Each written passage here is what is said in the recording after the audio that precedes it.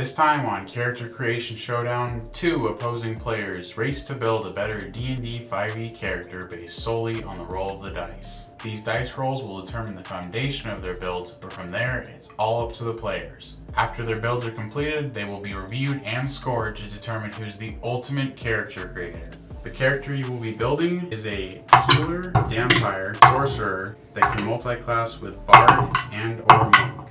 Based on this criteria, you have the next 30 minutes to build a level 8 character. Good luck.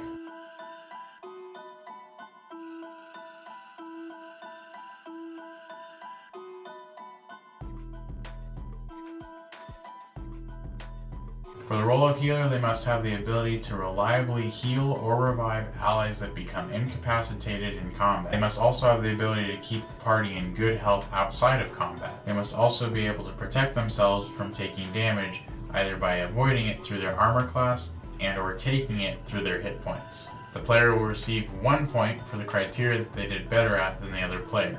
The player with the most points after reviewing their build wins. So make sure to watch to the end to see whose build comes out on top.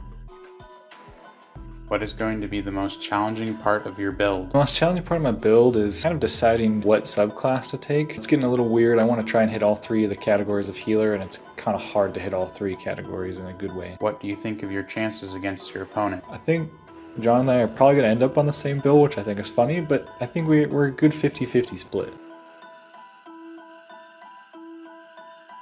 What is going to be the most challenging part of your build? Well, there's a couple different options for like big healing spells I want to take. With sort of this ruling we just discussed, I'm not sure if I'm going to be able to get all of them, which is okay. And then trying to decide what feats to take as well. There's quite a few decent options, it seems like. What do you think of your chances against your opponent? I think it's going to be pretty close on this one, to be honest. Discussing that ruling, we seem to be thinking on a similar wavelength, so I think it's going to be pretty close on this one.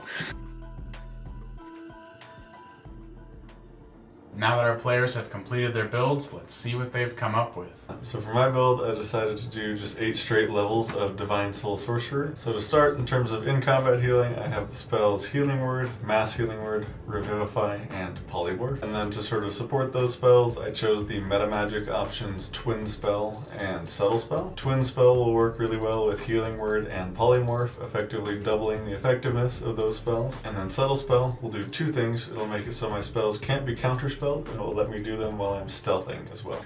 I also get the Empowered Healing feature here, letting me re-roll my healing dice. I don't think it's really worth using on a healing word though.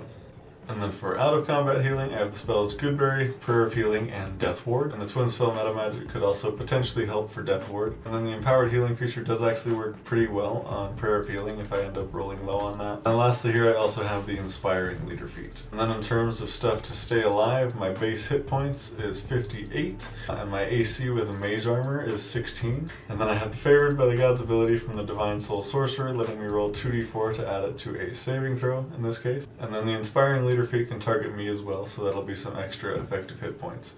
And then in terms of spells, I have Blade Ward, Resistance, Mage Armor, Bless, Shield, Absorb Elements, Polymorph, and Death Ward. And then for tactics in combat, I would save the Healing Word and the Mass Healing Word for when an ally goes down. If an ally's low and I really need to keep them in the fight, or potentially 2 of them with a twin spell, I can go ahead and polymorph them, giving them effectively like 150 hit points, and then that'll keep them in the fight for longer. And then if one of my allies does end up dying and I have the material component, I can go ahead and revivify them. And in terms of tactics out of combat, I think they're all pretty self-explanatory except for Goodberry. Goodberries last for 24 hours, so I can always be casting these the night before with all of my remaining spell slots before a long rest. And then they'll last into the full next day after that.